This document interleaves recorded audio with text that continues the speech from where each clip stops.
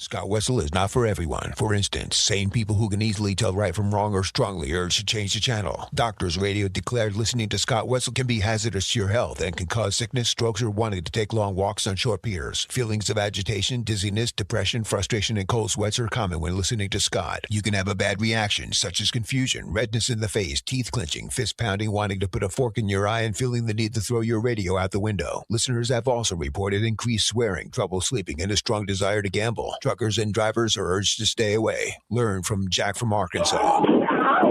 As for women, don't even think about it. Oh no, my nipples clearly got erect. You've been warned. Now, here's your host, Scott Wetzel.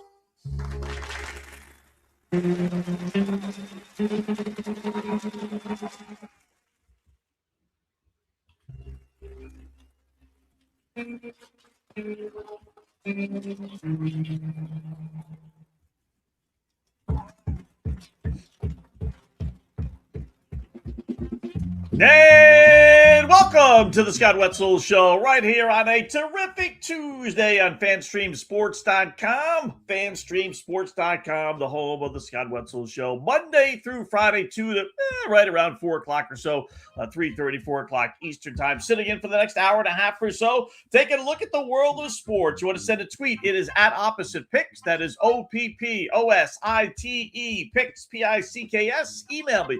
Go to the website, OppositePicks.com. Hit the contact Scott icon and fire away, or just go to SWOppositePicks@yahoo.com. A little YouTube chat as well. Check us out on the Scott Wetzel Show. Hit that subscribe button and fire away with our YouTube chats throughout the program. Lot to get to today. MLB picks after going over yesterday. College football coaches poll just came out moments ago. We got baseball trade winners and losers from yesterday. Tigers defend their moves. Boston College takes a hit. Troy Aikman in the news, sort of. Miami Hurricanes in the news. Horse racing might be done, and common sense in tennis. How about that? We will get to all those stories, plus again some YouTube chat, little emails, little tweets, and some picks. And of course, our proverbial, we'll leave you with this, which is becoming must-see TV for sure. So what's going on, LLs? How are you on this terrific Tuesday? Beautiful day here on Long Island. Should be nice all week. It's funny, 2 days ago, they're calling for rain Tuesday, Wednesday, Thursday, and it's a Friday. A day later, I don't know, the whole world shifted, I guess, because now they're calling for sunny skies, temperatures in the low 80s. Go figure this stuff out with the weathermen, right? We joke about it all the time on the podcast, how you just can't believe these dudes. I wish my picking history could be so bad and yet still have a job. You know, I really do, with the amount of times that they're right with their forecasts. So, but fortunately they're wrong, and then fortunately it's a beautiful day, at least here. So full slate of baseball after kind of having a shortened day yesterday. Really surprised they had any days or any games, being with the baseball trade line being yesterday afternoon. You would have thought they would have given teams, extend the deadline into like maybe 8 o'clock at night. This way you get the West Coast to at least 5 o'clock. You just don't have any games. That's all. No big deal. For the most part, you don't have that many games on a Thursday, getaway day, or a Wednesday even. So just kind of shift the schedule a little bit. This way the executives and the teams and the players don't have to worry about being traded, this, that, and what have you. You trade players. You don't have the new guys. You obviously don't have the old guys available for the games at night. So that's the one little quirk that baseball really should do. If you want to have a couple, I suppose, but not the 8 or 9 that they had yesterday. So back to a full slate today after having not that many days off yesterday. How about some NFL over-unders? Our first, well, not really. I shouldn't say that, because we did look earlier on the podcast. But here on the Scott Wetzel Show right here on FanStream Sports, our first kind of real look at all the over-unders in the NFL. This week into next week, going to dive into some of the college football stuff also. So spent some time last night, earlier today, looking at the NFL, the schedules. We did the schedule, remember, last week. Then I promise you we kind of correlate that into their over-under total. So I have an over-under for every single team, bar none. Why not? Every single line is a half. Somehow or another, miraculously, 32 games, and the boys in Vegas had every single team, with a half, win or a loss, depending on if you want to play over or under. So because of that, even if you got a tie, you'd still have an over-under play. So we will have a play on every single one. This will be our initial play. You want to hold me to these? You can. I do like these. Now, If some quarterback gets hurt or some wide receiver running back gets hurt in training camp over the next month or so, then it all gets thrown out the window. But that's the gamble you take, in betting this stuff now. I do like to bet it early. Injuries are just part of the game. They just are. Not a lot of my over-unders are predicated on, one outside of a quarterback, a Joey B, a really good quarterback, hell, even a really bad quarterback, I suppose. Outside of the quarterbacks, even a good running back, even a good wide receiver, it's not generally going to change my thinking too much. So these are the initial plays. We'll double down on these as we get a little bit closer to the season. But I do have lines on every single one. And it'll be curious. When we did this, when did we do this? About a month or so ago when they first came out in early July. I actually had 6 over-unders. And without looking right now on what they were, I kind of forgot about them. Had them in the back of my mind. But we'll compare the lines and then we'll compare my thoughts. And I'd be curious to see if I had the same ones, to tell you the truth. I got a feeling I do. I kind of remember a couple of them, but when you put in 5,000 bets over the course of time, you tend to forget about those things, like which ones that I have over, which ones that I have under. So we'll have some fun with that later on today as well. So never get too early NFL or college football talk. And the polls came out in college football, the coaches poll. A little surprised. We'll start there. Why not? That just popped off the wire. No surprise who's number 1 or number 2 or number 3 or maybe even number 4. But the surprise for me starts right around 5, 6, 7, 8, 9, 10 from there. We'll start at the top. Don't bury the lead. No surprise, right? If I told you, if you didn't know a thing about college football, if you were asleep for the last 20 years, and I said, who do you think the coaches chose in 2026 to win it all? Best team. You'd probably, 90% of you would probably get this right. Maybe 80%. Ohio State, right? Of course. Did Ohio State win last year? No. Did Ohio State win 2 years ago? No. They win 3 years ago? No. So, actually they did.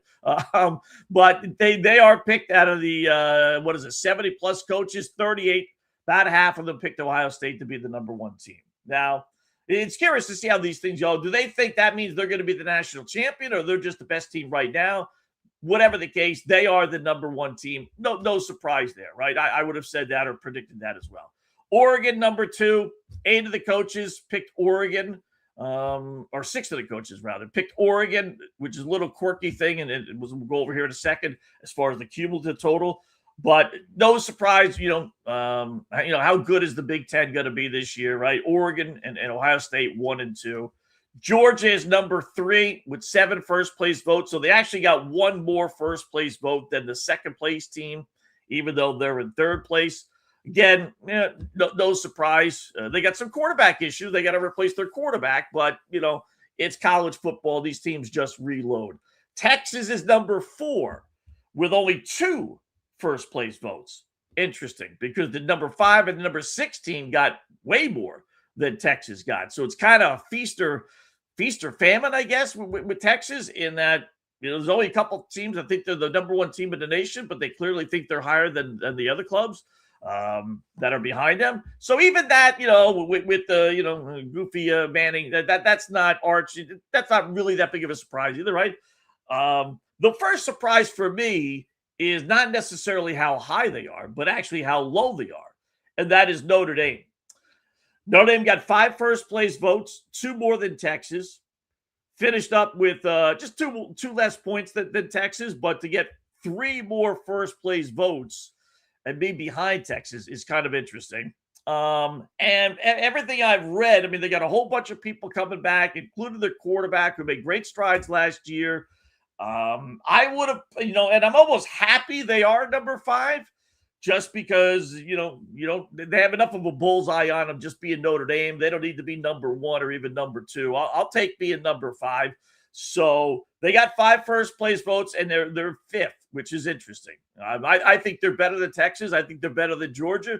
We'll find out ultimately if they are better than Oregon or Ohio State, but I think they should actually be higher than 5. Indiana, and here's the weirdest thing about them all. Indiana got 14 first place votes. That's more than Notre Dame and Texas and Georgia. Well, it's equal. But it's more than Notre Dame and Texas, as I do my quick math here, combined. And yet they're sixth. They are the real feast or famine. Coaches either bought into them or they didn't. Or, you know what I think kind of happened with Indiana? And I don't necessarily mind this. To me, you're a champ until you get knocked off, right? I'm old school, the old boxing days. If you're going to get a decision out of a champion in a match, you better really beat the snot out of him, right? Anything close to being a tie, the champ stays the champ. And I got a feeling there's a lot of old school head coaches out there that just said, Indiana, you won last year. You know what? Until you lose or until we see you play a little bit, you're going to be number one. I got a feeling that's why they got 14 first-place votes, and they only finished sixth, when they had more first-place votes than Notre Dame, Texas, Georgia, and Oregon. So I got a feeling a lot of coaches had that philosophy. You know what? You finished last year number one. You deserve to be number one to start the following year. And I do think that's true, even though college football year to year is completely different. New quarterback, new everything, right? I get all that stuff. They lost 1,000 people in the draft. But I don't care if they're the worst team. I don't care if they got Topeka High at every single position this year. If you win the championship last year, you deserve to be number one this year, at least for the first week. So they're sixth, Miami seventh, Texas A&M 8, Oklahoma 9, and then Ole Miss number 10. So when's the last time we had, I will say this about some of these newer teams, i.e., Ole Miss and Indiana. When's the last time we had a preseason top 10 that did not include Alabama, LSU, USC, Penn State, Clemson, and did I say Michigan? And Michigan. So no Alabama, no LSU, no USC, which isn't that big of a stretch, but no Michigan, no Penn State, and no Clemson. Those are consensus top 10 teams year in, year out, at least in my lifetime. So you got some fresh blood in there. You got A&M, which isn't there all the time. You got Ole Miss, which is never there. You got Indiana, which we're still not really used to, being in the top 10. So now how this all plays out and finishes up in the end, who knows? It doesn't really matter. It really doesn't. It's just, I'm surprised they still do it. And half the time these coaches don't. In fact, I would bet you, why not? I would bet you there's more straight women in the WNBA than there are coaches actually voting in the coaches poll. That's all you need to know. Like, these coaches don't do it, right? The sports information director, the SIDs do this for the most part. They just pass it along. Maybe they give some insight here, make sure we're voted number one, or make sure we're voted last, or whoever we're playing, make sure you vote them higher. Little things like that. But do you think Kirby Smart is actually sitting down analyzing all these college football teams like he's got all this time in his hand? No way. You think Ryan Day is worried about who's number one, number two, or number three? No, he's not. He's got too many things on his plate to be worried about whether his team is 1, 2, or 3. In a poll, that means absolutely nothing. It really does. It's up to the voters, at the end, the committee that makes the choices. Does it help to have have these coaches on your side? Maybe, but when everything is said and done, if they didn't vote on these things when it really did kind of count several years ago, they're clearly not voting on it now. Definitely not. So anyway, Ohio State, first poll is out. Ohio State 1, Oregon 2, Georgia 3, Texas 3, and Notre Dame 4. Out of the top 25, are there any weird teams? No, not really. Missouri is 25. I'll go from 11 on down.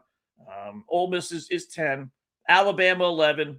Texas Tech 12. LSU is only 13. A little surprised at that. USC 14. BYU 15. Michigan 16. Then Penn State, Tennessee, Washington, SMU, Utah, Iowa, Clemson, Houston, Missouri. So there's no who do I want to say thrown in? There's no Navy in there, or no Memphis in there, or No other little team that we, no Akron Zips that we know, no Air Force or not even Boise State this year. None of those Cinderella teams that we've seen in years past. So, but again, it's really for fun. We should have our own little poll. I normally do post something on the website, which I'll probably do again this year. My top 5 and top 15, or bottom 15 worst teams as well. So, baseball trade deadline comes and goes yesterday, right? So, here's some baseball winners and losers. And I thought there were more winners, but I thought the losers were more pronounced, if you will. The winners, I don't know how you can't like what Cleveland did, right? I mean, a team, and that's good. Good for the Guardians.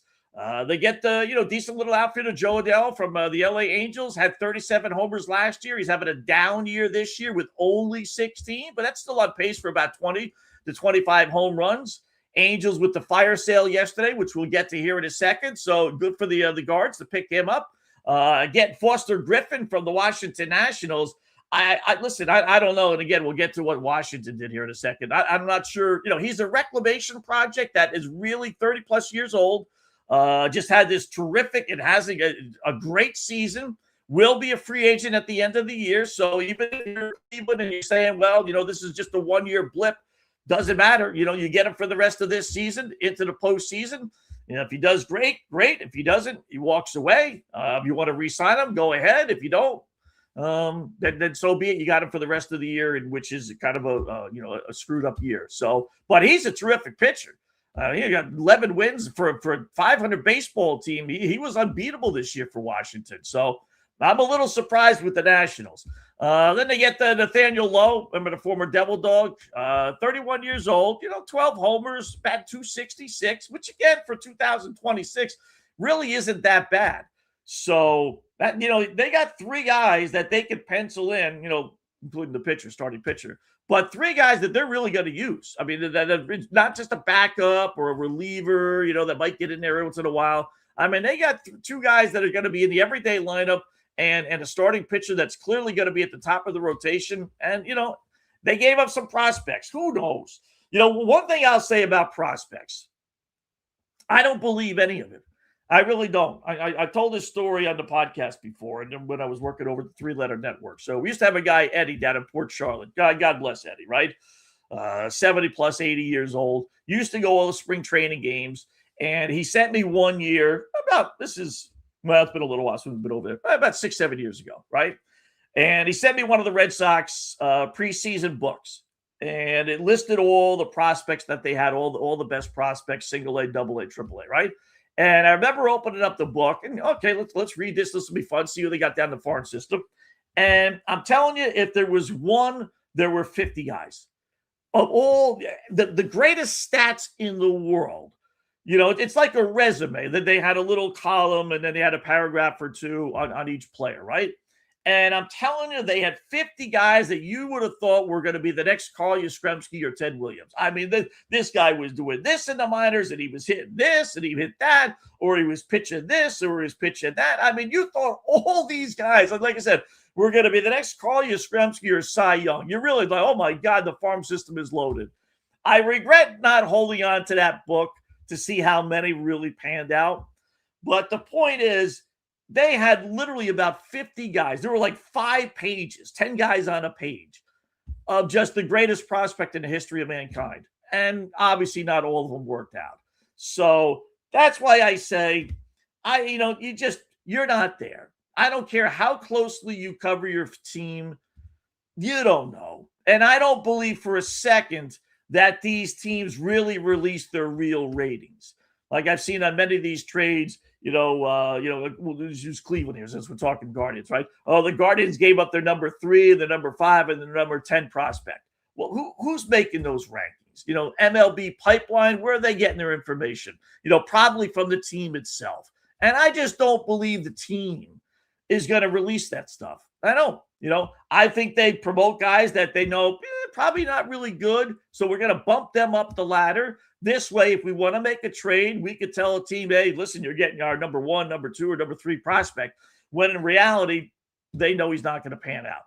And they'll keep a guy that's really high super low because they just don't want teams to know that that's their guy for whatever reason. More so to trade the higher ranked guys. So I don't believe these rankings. I really don't. And every team has a gazillion prospects. They do.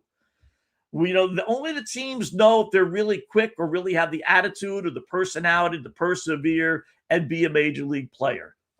So generally speaking, I'm not worried about it. I'm really not. You got to give up some good guys once in a while. Yeah, you do. But they're a dime a dozen. You draft 20 players every single year. Not to mention some other signings that you get overseas, international. They got 5 zillion prospects. So whatever you want, take them. I don't care. I'll just replace them tomorrow. So I like what the Guardians did. Believe it or not, I'll take what the Red Sox did. They get the catcher Adley Rutschman from the Orioles, former number 1 overall pick. As I told you yesterday, they never quite lived up to the billing. Again, supposedly they gave up 3 top 10 prospects, including a right-hander, which was 49th overall in the Major League Baseball analysis of everything. So, all right, we're not giving up a number 1 or number 2 prospect as far as Major League Baseball is concerned. Maybe one of the better ones for the Red Sox, but again, if they re-sign this guy, then it's well worth it, right? No big deal. They pick up the reliever from San Francisco, Eric Miller, another lefty, for Marcelo Mayer, who used to be, one of the absolute top Red Sox prospects just a few years ago, but in 2023 didn't pan out, and at somewhere along the line you cut bait. They have so many guys, again, same thing, that all right. This guy Miller has an ERA of 2.76, 38 games with San Francisco. Pitcher's ballpark, yes. You got 45 strikeouts. Got a lot of walks, 22. But you got somewhere along the line. You have to have faith in your general manager and in your front office. So the Red Sox front office deserves a little faith after what the players have done. So let's see what happens, and hopefully these guys pan out. Like what Toronto did, not sure if they're sellers or buyers, but they get rid of Gausman and Varsho and a reliever, but then they bring in Jose Soriano and Spencer Arrighetti from the Houston Astros. Kind of weird there, kind of an even trade-off, but I like the guys they got back versus the guys that they gave up. Love what the Phillies did with Louis Ariz from San Francisco. Boy, San Fran kind of cleaned house, didn't they? Bryce Harper's going to have to move back to right field, which might not be the greatest thing in the world, but, if he's willing to do it, okay. Doesn't mean he can't DH every once in a while. Louis is going to have to play the infield, not first base, so everyone else is going to have to shift. But I told you yesterday, the guy's hitting 340s, leading Major League Baseball in hitting by far. No one seems to want this guy. I don't get it. So I love what Philadelphia did from that standpoint. We talked about the Dodgers, so I won't go too crazy. Skubal does start tonight against the Cubbies, makes his Dodgers debut. And then the guy Bubik they picked up from Kansas City, he's still on the IR. They hope to get him back by the end of the season. So Dodgers did what the Dodgers did, right? And we'll talk about Detroit here in a second. And then the last one, I like what San Diego did.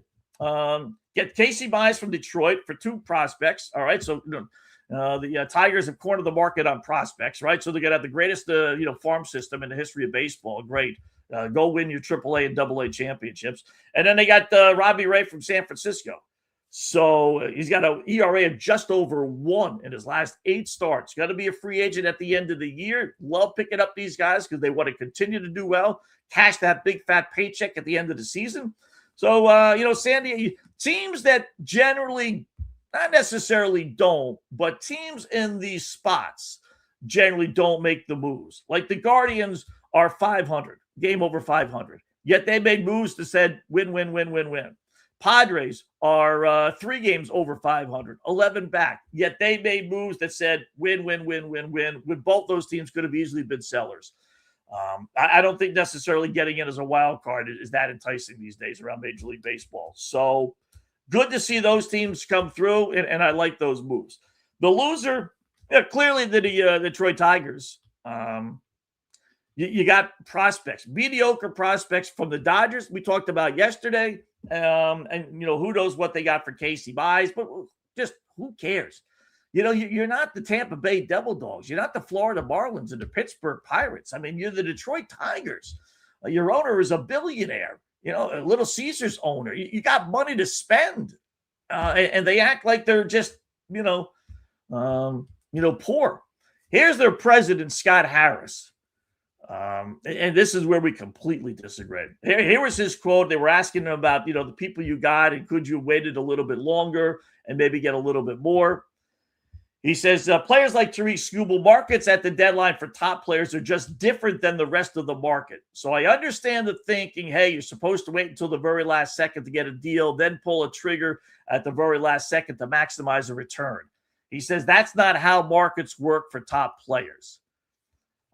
He further adds, the organizations that were involved, meaning talking to them about the trade, were extremely aggressive, and they put in what I believe to be their max offers. And then when they added to those offers also, it got to the point of almost audible pain when they actually produced their best bold offers. And they gave it to us, and we pulled the trigger. The notion that we should have waited 24, 48 hours to get a better deal, that's garbage. That's not how these negotiations work. I hate to break it to you, Scott, but yeah, that is how these negotiations work. What's the difference if you're trading a top player versus a mediocre player? It's the mediocre player that the other team can walk away from and say, listen, there's 5,000 guys hitting 250 or 500 pitchers. We don't have to trade for your guy. We can go call up another team and go trade for the same basic player from one other team. That's when you pull the trigger, when you got a deal that this may leave because they may go to, another team and go get their 500 pitcher. So let's pull the trigger right now. You don't wait for those guys. You do wait for the Tariq Skubals of the world because he's the best guy on the market. It's why when you have two free agents and one guy trying to outweights the other because he knows as soon as that first guy signs, the other guy is going to sign for $1 or $2 more. That's just how it works. So they hold, they wait and see who, basically folds first. And when you don't have another Skubal on the market, and there wasn't, you can wait until there's 5 seconds left. This guy's an idiot. He doesn't know what he's doing. I mean, clearly he doesn't know what he's doing. You're not going to get your best deal. I don't care what you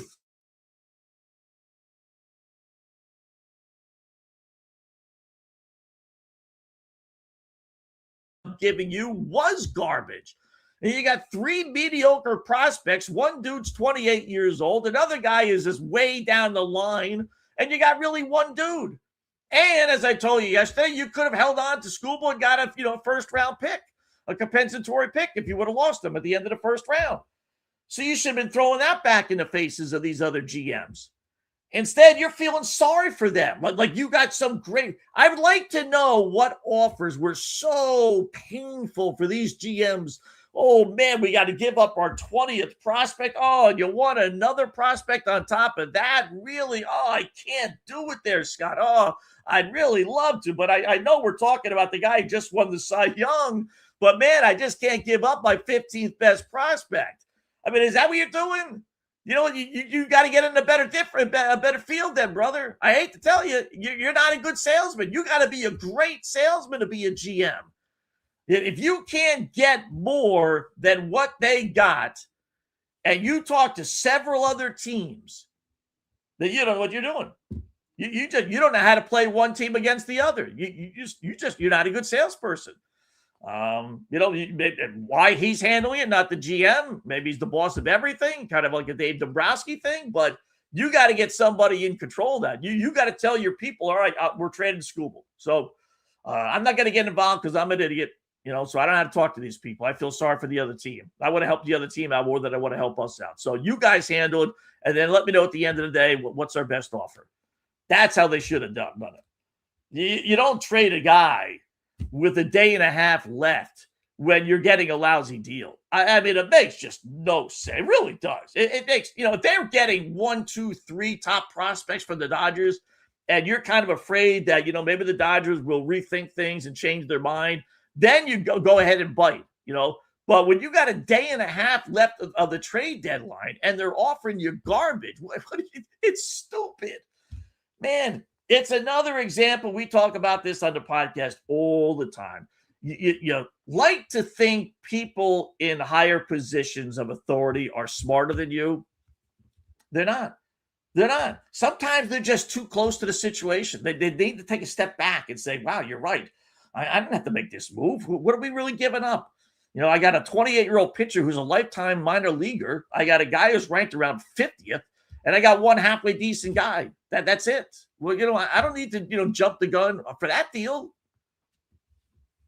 Stupid is, stupid does, right? So, all right, quick little break. A lot more baseball. We got our NFL over-under trends to get to. President Trump, we got a clip from him. Falcons make some news today. Baltimore does the same. Will the Detroit Lions?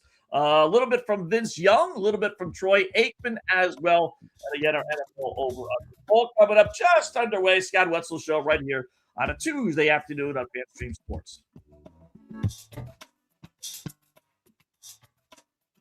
Hi, golfers. IndyCar Tim here. I want to talk to you a little bit about Golf Central Magazine. It's not just a golf magazine. It's the magazine for everything: turf, travel, philanthropy, and lifestyle. Head over to golfcentralmag.com and check out the latest issue. Some of the regular features in Golf Central Magazine: the Golf Bachelorette of the Month, the Golf Bachelor of the Month, the Golf Cart Girl of the Month, Golf History, Grip It and Sip It. So head over to golfcentralmag.com. It's free. It's the magazine for everything: turf, travel, philanthropy, and lifestyle. Golf Central Magazine at golfcentralmag.com. We'll see you there. Sports fans, it's time to gear up. Head to fanstreamsports.com and check out our brand new merchandise store. We're talking bold t-shirts, 3/4 zips, hoodies, hats, mugs, and more. Everything you need to rep your favorite shows and your favorite crew. Whether you're rolling with the JP Peterson Show in Tampa Bay, From the Rough in Dallas, the Tim May Show featuring Clay Hall, or the Jeff Thidoff Show in Ohio, or any of our FanStream Sports original programming, we've got the perfect look for game day and every day. So don't wait. fanstreamsports.com. Click merch and grab your gear now. Wear the stream, live the stream. FanStreamSports.com.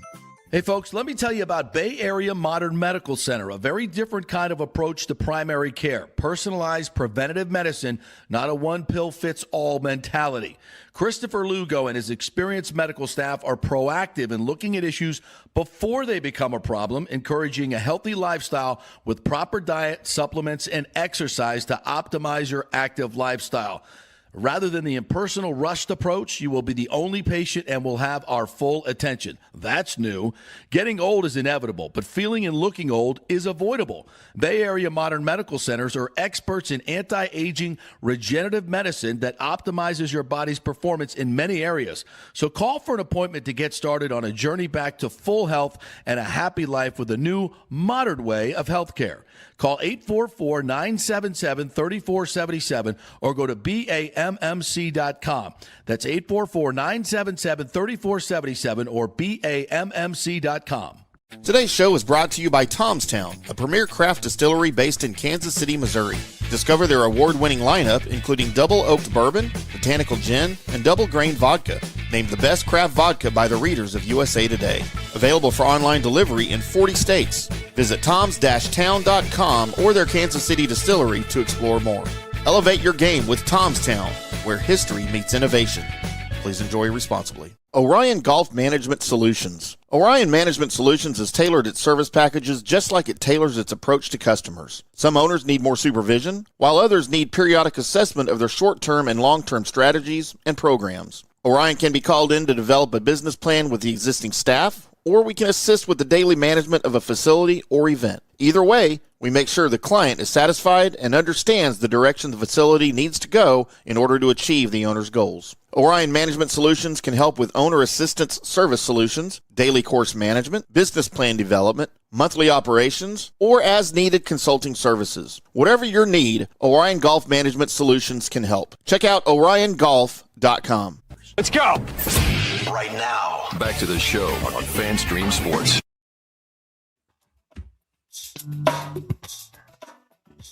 All right, welcome back. It is a terrific Tuesday, hour number one of our 2-hour extravaganza right here on FanStreamSports.com. The Scott Wetzel Show until 3:30, 4 o'clock Eastern Time. Just going over some of the baseball stuff. We get all our viewers in before we get into some NFL. So just winners and losers. So the winners we thought yesterday, this in addition to the college football poll that came out. Notre Dame only number 5, the big surprise for me. But winners baseball trade deadline.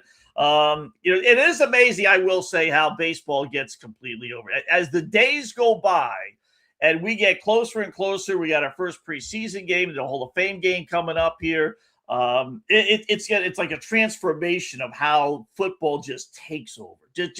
I love baseball, grew up on baseball, going to all the games and playing baseball, obviously, right?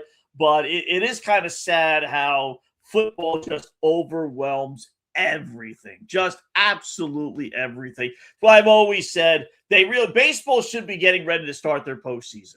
The fact that we still have 45, 50 games left, it's always been stupid. It really has. Why do they do it? I've explained this many times. I mean, think about how long baseball's been around, right? Baseball started in the 1800s, right? Let's just say 1900 to be okay, baseball, right? So what was around in 1900? Was there basketball? No. Was there football? No. Was there hockey? No. There was horse racing, boxing, and baseball. That's it. It wasn't even baseball on the West Coast. It was baseball basically on the East Coast. Little Chicago, little Midwest, right? So what did they do? They said, all right, when's the earliest on the East Coast could we really start playing baseball? Probably around April or so. It might be a little cold for a week or so, but right around April. All right. When's the latest we could go without it being too cold? Probably the end of September. Starts getting cold in October. We have some postseason October, I suppose, but end of September. Bingo. There you go. There's our play. There's our baseball season. April 1st, basically, to September 30th, basically, because there was nothing else going on. If there was football, if there was hockey, if there was NBA like we have now, I think if we started all these leagues all over again, I think baseball would say, all right, let's end the regular season August 30th and then, start our playoffs. And we're going to go, we basically have to go head to head with football somewhere along the line. At least let's go head to head with our best thing, our postseason. And it doesn't have to necessarily be every single market. And that's really what they should do. But, like I said, when they started baseball 130 years ago, there's nothing else going on. So they went weather-wise the longest they could possibly go. Remember, no night games or anything along those lines either. So way back when. But nowadays, it's outdated. You don't need 162 games. It's idiotic. Forget about 156 when they had that. You need about 130 games. That's it. Whack the entire month of September off the regular season schedule. And this would have been the perfect year because whereas college football starts the end of August, the NFL doesn't start until September 13th. That's the first full Sunday. So you could have had a good week of your postseason in September, without the NFL.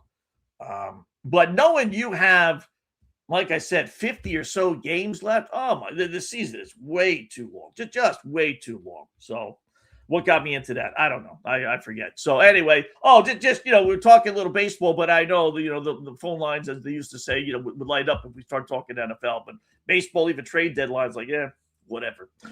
So we like what Cleveland did. We like what Boston did. We like what Toronto did, and we like what Philadelphia and the Dodgers and San Diego. The losers, as we talked about, Detroit Tigers.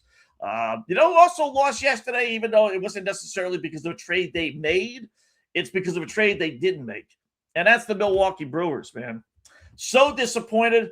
I have a ticket on them. I got a month or so ago, pretty fat price. It's over 10-1. I forget exactly what it is. They were clearly in the running for Tariq Skubal. Read some articles on it. That they didn't want to give up their top prospects, blah, blah, blah, blah, blah, the same old thing.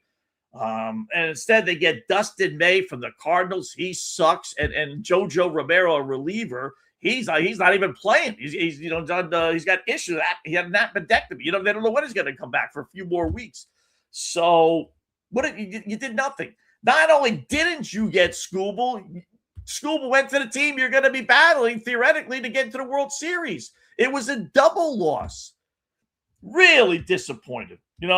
Forget my ticket on them to win it all. But if you're the Milwaukee Brewers, you got to take this chance. You just have to. I say it all the time, and it is 100% true. General managers, almost no matter what the sport, not that they don't care about winning a championship. Their goal, though, is to be successful. If a championship comes with that, great. But are we going to go the extra mile to win a championship and risk being successful a couple of years down the line? No, we're not. We're not going to. We're not going to give up our top 2, 3, 4, whatever prospects in order to get Skubal, who'll help us win this season and probably leave, at the end of the year. Not going to do it. Why not? Well, because, I'll lose my job. If we go get Skubal, and even if we do win, 3 years from now, when we're back to being a less than 500 team, they're going to be calling for my job. Or we can finish with the second, third best record in the baseball, get knocked out in the second or third round, and sell 1,000 season, gazillion season tickets for next year. I get to keep my job. I get to have all these prospects we held on to come up through the system and keep us at that pretty good level. And I continue to keep my pretty good salary, and that's how it goes. That's what they're concerned with. If there was a bonus or a locked-in, I win a World Series, I get a guaranteed 10-year contract, then it would change everything with these GMs. Whether it's the Brewers, whether it's the Green Bay Packers, we've seen over the years in the NFL, it's all the same thing. That's not their main concern. Their main concern is making sure we continue to have good players to keep us good. And if we win, great, but that's not my goal. I'm not sacrificing being good for the next 5 years so we can win one. And that's why when you hear teams like the Dodgers or other teams and people talk about their owners, that owner wants to win, that's what you're talking about. Give it the okay. Don't worry about the prospect. Get the deal done. Get the guy in here. And if anything else, you have to at least appreciate that with the LA Dodgers. So I thought Milwaukee really dropped the ball. Man, you got the second best record in baseball. Maybe not baseball. Let me see. Is it national? I know it's National League. 69. Yeah, in baseball. They got the second best record in baseball. You got a chance to get the best pitcher for a couple of months and in the postseason. To give up a couple of prospects you don't even know are going to be any good or not. And you're going to pass that up knowing that if you pass that up, he's going to your cheap competition. These teams just don't want to win. That's why I don't have zero sympathy, 2 months from now when the baseball season ends and there's a lockout and the owners scream about not making enough money and this and that. You know what? I don't care. Too bad. Because you don't care about winning anyway. Here's a system where it's an even. Money's got basically nothing to do with this. It's all about who wants to give up the prospects. And you're telling the world, and Tampa Bay's telling the world, and all the other teams that are telling the world that they don't care about winning. So what do I care about you having to spend some money? Stupid. I don't know what Washington did either yesterday. They're not a small market team. They won a World Series, not that long ago. They can spend some money. They had a couple of guys on 1-year contracts that were, they took some flyers on and they panned out. So instead of believing in them, they said, nah, you know what? I don't think it's going to work. Foster Griffin, boy, we got him off the scrap heap. I know the dude's got a 3 ERA. He's pitching great. He's got half of our wins, but let's get rid of him because we don't believe in him. Luis Garcia, same thing. You know what? Picked him up off the scrap heap. I know he's having a terrific season, but we don't really believe in him. Let's get rid of him and let's bring in some more prospects. More prospects. Prospects. Oh, they just love for these prospects. You got 2 guys that are having terrific years. You're having a good season. You're only, meaning the Nationals, what are they, 2 games? I know that they've fallen back here a little bit, but they're within striking distance of a wild card spot in the National League, which for them is great. They are, I want to give you the exact number, 5.5 back. So they've lost 6 in a row, so it is sliding a little bit. But still, that for the Washington Nationals, If you would have told them at the beginning of the year, come August 4th, you would be only 5.5 back of their last wild card spot, they would have signed up for that in a heartbeat. So let's keep this thing going. Let's keep it rolling. And why would we want to, sign these guys? So I don't know what they did. And then the biggest loser is Mike Trout. I won't even say the Angels. I'll just say Mike Trout. I mean, the most overrated player in the history of sports. He's staying put, and all the supposed talk. And I didn't really think they were going to be able to trade him unless the Angels really ate a lot of his contract because he's owed a lot of money. He's not any good. I won't say he never was. How much more money? I think he's got 4 years. Let me, I'll double check for you. Mike Trout's contract. I think it's 4 years still left on his deal. Spotrac is the place. Signed a ridiculous, 12-year, gazillion-dollar contract. He's got 4 more years at $37 million. Is the team going to sign for him? A straight trade where, they would pick up his entire salary? No. Who's picking up $37 million a year for the next 4 years after this year? And that doesn't even include this year. After this year, for a guy who, one, can't stay healthy anymore. Simple as that. It's been a couple of seasons. He's hitting .245 with 18 home runs. The home run's fine, but the batting average sucks. His batting average last year was awful, .232. It was .220 before that. It was .263 before that. His last 4 years, he's played 82, 29, 130, and on pace for about 130 games again this year. So it just, he's no longer the Mike Trout who people, are used to. And even that Mike Trout wasn't any good. But I can't help but somewhere along the line, I mean, the Angels are now going absolutely nowhere. They got rid of every decent player they had. So if you're Mike Trout, you don't go to the organization and say, listen, move me, do something, do me a favor, right? I gave you everything I had my whole career. I could have left here several times. I didn't. I stuck this thing out. Do me a favor, eat half of my contract, take 2 years off. You pay the $74 million. I'm sure some other team would pay me $74 million over 4 years. Maybe they wouldn't. Who knows? But didn't even do that. He's going to be an LA Angel his entire career. He's never going to snip the postseason. Forget about winning the World Series. You trade away Jose Soriano. You trade away Odell. You trade away this guy. You trade away that. They traded away 5-6 guys yesterday. They're going to be awful. And there's dopey Mike Trout, just sitting there. Should have never re-signed. Should have never re-signed. So that's the baseball story yesterday. A lot of moves, some decent name players. Nothing crazy, but a lot of teams helped themselves. A lot of teams made some moves. You got to kind of reshuffle the lineup here a little bit. Some of the decent name players outside of Skubal, Rauschman and a couple of pitchers there, Griffin and Garcia. But, ultimately, I don't know. Maybe Cleveland would be the one where they're okay. What they did, that's going to change their fortunes around a little bit. So, President Trump, this just shows how people are stupid. So, Trump's holding a little press conference yesterday, right? And some mope asked him about the Washington Nationals. Complex for me. Yeah, please. In the What back. did you think of the Nationals trading Luis Garcia to the Yankees? And do you think Brian Which Cashman, what? Luis Yeah, Garcia why? from the Washington Nationals to the New York Yankees? You're New York Yankees. And what do you think of the job Brian Cashman's doing?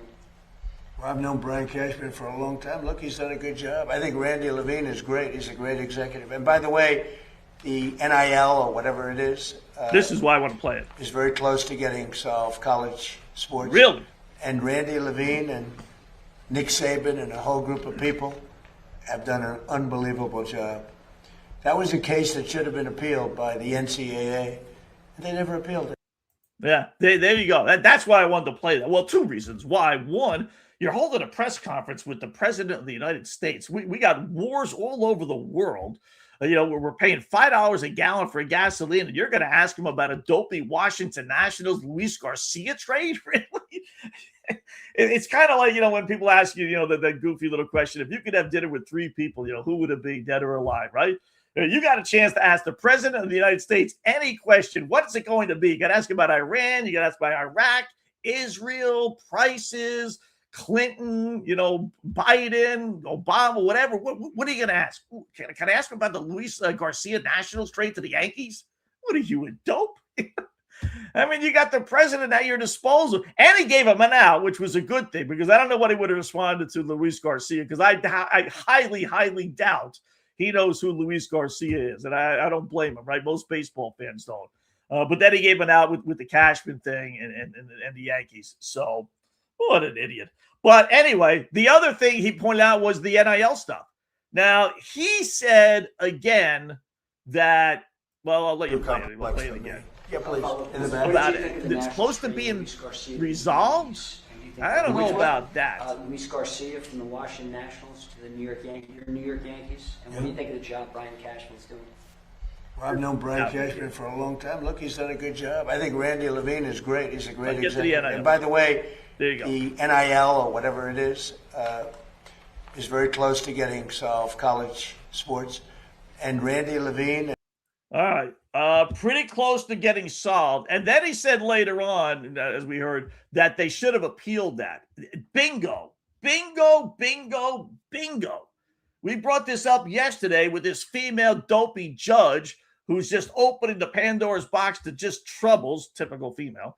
I don't know why they didn't appeal that. For some reason, I thought they could. Supreme Court. Can you appeal the Supreme Court decision? I mean, I don't know. I guess you can. But the NIL deal is close to being resolved. What does that mean? Does that mean it's going away? Does that mean there's going to be limitations on it? Does that mean, that there's going to be free reign, do whatever the hell you want? I don't think it means that, because I don't think he's pro NIL.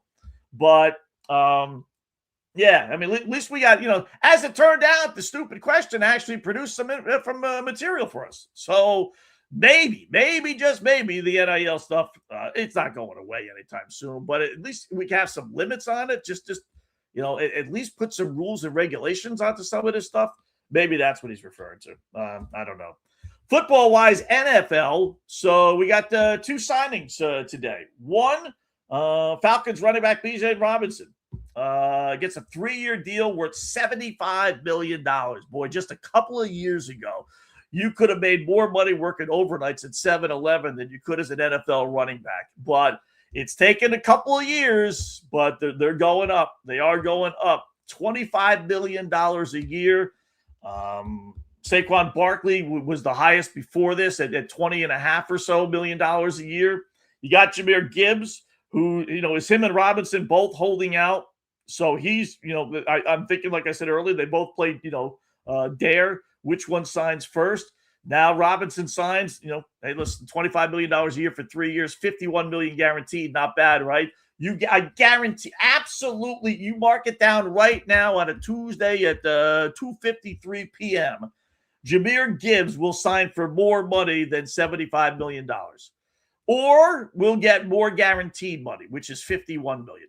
Somewhere along the line, he has to outdo Bijan Robinson. Simple as that. That's how this stuff works. So Robinson's in camp, and Gibbs we're holding out on. And then Baltimore signed Zay Flowers.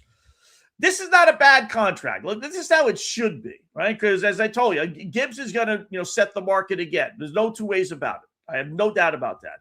Whereas Zay Flowers, pretty good wide receiver, right? He's got Lamar throwing him the football, signs a 4-year, $140 million extension. $108 million guaranteed. These guarantees are going up there. They really are, boy. That $35 million average a year ties him with Justin Jefferson for 4th highest in the NFL. So he did not reset the market, and nor should he. He's a good wide receiver. I would take him on my team, but is he as good as CD Lamb or, I'm not a big Justin Jefferson fan, so I'd probably rather have Zay Flowers, to tell you the truth. But is some of these guys? No, he's not as good as them. So he should not be, the number one wide receiver paid wise in the NFL. Jackson Smith-Njigba from Seattle is now the number one guy at $42 million. He's not as good as him. Jamar Chase at $40 million. He's certainly not as good as him. Drake London, $35 million. Okay. He's kind of in that category, which is what he got, $35 million. Jefferson, $35 million, and then CeeDee Lamb. Dallas actually got on the cheap at $34 million a year. But, it's just That's how these things should work. Give me a decent price. I'm one of the better wide receivers in the NFL. I don't need to be the number one guy. So let's go, let's go relatively low. Dare we say that at $35 million a year. So we'll see end up what Gibbs gets. I was just going through the old Twitter wire here, right? And speaking of NFL players, as we go down memory lane here, this is one guy that, boy, I tell you what, he was terrific in college. He was as good. Maybe he came into the NFL just a couple of years too soon for his quarterback style. But it is kind of a mystery to me on how some of these guys don't pan out. And one of them was Vince Young. It's fun, man. I enjoy it because I didn't have my dad around, so I had to depend on coaches and my uncles and things like that to take like similarities that I liked that was in them that they was engraved in being an uncle or dad. And then now, like me, I don't get involved with the coaching stuff. I help out. I go throw the ball to him and point out little small things that I feel like he can fix. Me, I'm more so is like loving him.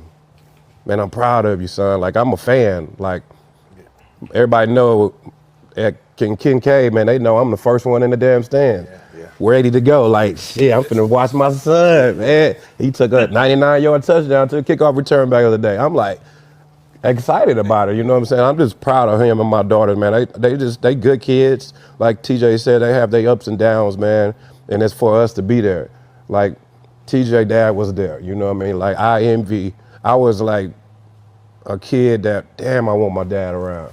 But he was in and out of jail, he wasn't there. So I had my mom and them there, I had to depend on guys like TJ's dad and my other teammates' dad to talk to tell me they was proud of me, you know what I mean? So I know that feeling. So when I'm around my kids, man, I want them to know, like, I love you. Like, I'm not on your ass. I'm letting you know, like, what you can do better. I'm not yelling at you. I'm not doing none of that. We all make mistakes. We all do this. All right, that's the gist of it. He goes on to talk more about stuff like that. But, I wanted to play it more just to kind of bring him up and just, I don't, he had that incident, we had the gun in the car and people thought he was committing suicide. And then that was just a mistake. His mother got involved and everything else. But, that Texas team was phenomenal. The game against USC in the championship game was great. One of the best college football championship games there was. And, man, he had stardom written all over. Really did. Could throw the football 1.5 miles. Was as quick can be. Going to be the next Michael Vick or the next, Randall Cunningham taking a step further, right? And it just took Tennessee to the playoffs 1 year. He was only in the league like 3, 4, maybe 5 years. I had to look up the stats, but it just I don't know if he was just too young, too dumb, young and dumb, the combination, couldn't deal with all the stardom. I don't know, but man, it can't be the pressure because he played down at Texas. You can't have any more pressure than what you have at Texas, right? For college football. So yeah, he was one of those just kind of a mystery here. How about another little memory lane with Troy Aikman? Taking all that seriously at first. Did you think it was something you'd do for a little while and just get out, or? Yeah, I thought, I had a young family, and I thought that I would do it for a couple of years, and then I'd move on to something else. And that something else I always thought would be working in a front office. I never thought it would be the Cowboys just because I knew their structure. Mm-hmm. But I did think that I would get involved with an organization, and I did have my sights set on being an executive. And but then the broadcasting took control of my life. My personal circumstances changed. I needed to be home with my girls as then I became a single father, and broadcasting was the perfect job for that, to be home during the week and be able to drive them to school and pick them up and be there for them except for on weekends, and then have the whole off season with them.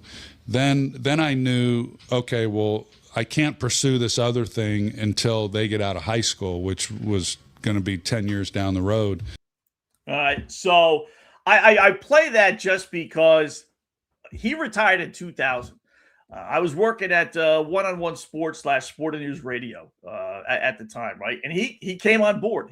I did not host his show, but one of his, and I think it was the first show he did, in media, was hosting a 1 hour, hour and a half weekly NFL preview show, right? And I'll never forget, he did it from his home. So he didn't come in studio. We were located in Illinois, basically Chicago, just north of Chicago. And so he would come on 1 hour and a half once a week on Fridays and do his little show, right? So my producer, or one of the producers there, and I'll leave them unnamed. So and another guy would have to go down to Texas and help him out with all the equipment. It's not like now you can just log on to a website, right? This is 26 years ago. And I'll never forget when they would come home. One of the guys would say, man, he's as dumb as a box of rocks. He couldn't spell cat, Scott, if you spotted him, the C and the T. I mean, the concussions over the years have just made him like, even when you heard him speak, it was like, what is he saying? What's he trying to say? I mean, it was bad. He was that concussed from playing football. Now he's terrific. He's gotten over it, and I like him. I think he does a great job. I really do. He's gotten so much better over the years. But those first couple, I think he did it for like 2 years. He was making, him and Parcells used to do it. They made $1 million a show. $1 million freaking dollars a show. For a season, not a show, a season. $1 million a season they were making. And he couldn't spell cat if you spotted the C and the T. So, but he's gotten obviously a lot better, and he does a good job. Like I said, I do like him, but playing those years in the NFL, as we saw with Tony Romo in that little video, right? It does take its toll. That is for sure. All right, quick little break here. We are rolling. How about some NFL over/under totals? We'll get to that. We got the to get to. Little women's tennis getting involved. How about that? Women's tennis doing the right thing. And our proverbial, we'll leave you with this. All that coming up, and bad news for college football fans as well. All that's coming up right here on the Scott Wetzel Show on a Tuesday afternoon.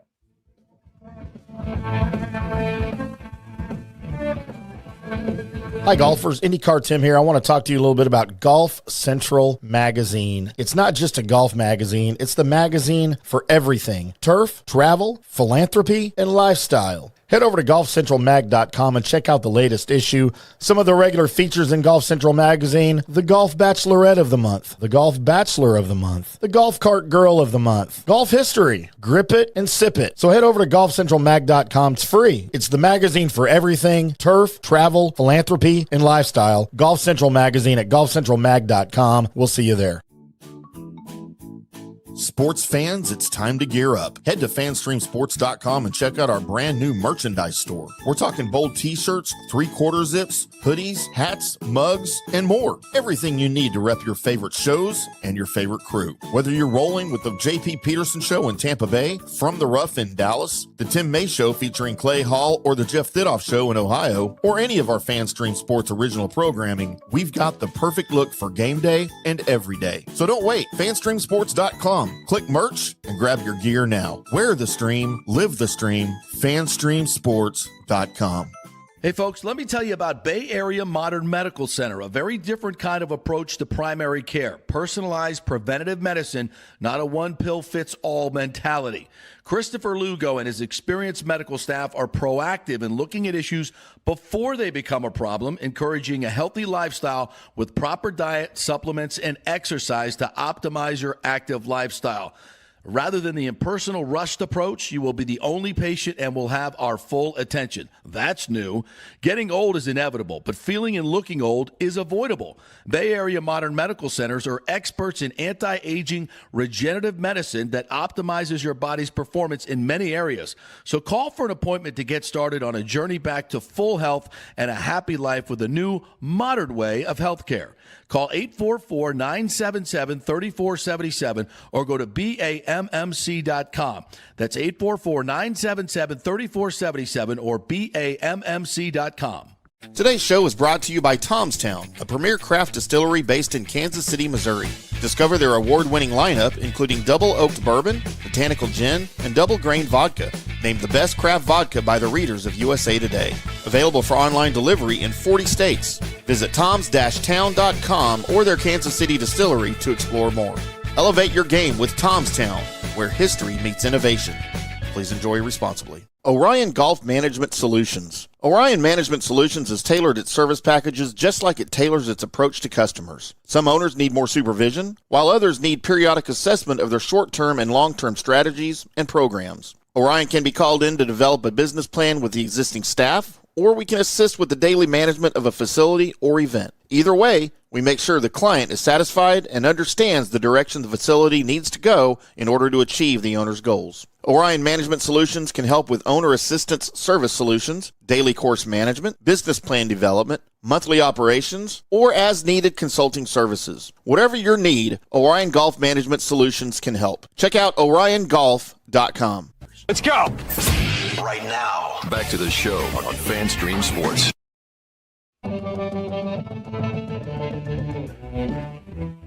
All right, welcome back. It is hour number 2 of our 2-hour extravaganza right here on FanStreamSports.com on a Tuesday, 6 minutes past 3 p.m. Eastern Time.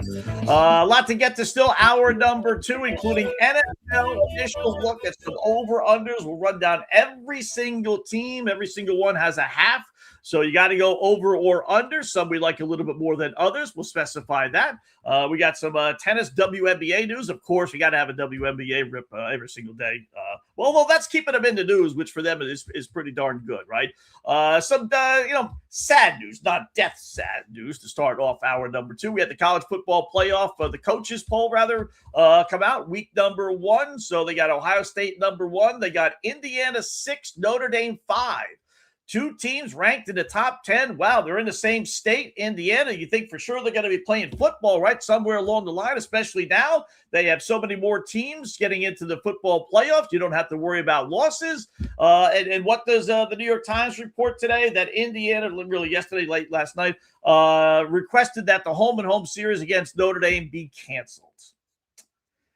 So Notre Dame does get to renew its rivalry with USC, but USC is old school. Listen, I'm as big a Notre Dame fan as there is.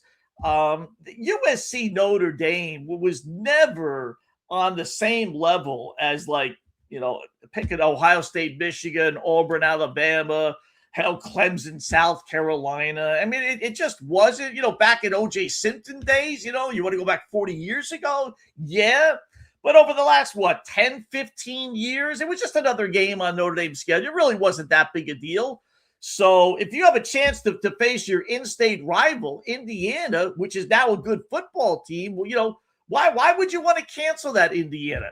And the dopey Kurt, I shouldn't say dopey because I like him, but Kurt Cignetti, basically said, the Big Ten is hard enough as it is, so why play non-conference games that are, making it even that much harder? Which is really such a piss-poor attitude to have. That is a surprising quote. And then those were basically his words, right? Paraphrasing. The Big Ten is hard enough as it is, so why make your non-conference schedule be any more difficult than it needs to be? But for a guy who preaches, come beat us, we're the best, I don't care what you say, we're the champs, so do whatever it takes, but, we're the champs. Why would he have that defeatist attitude? And it shows.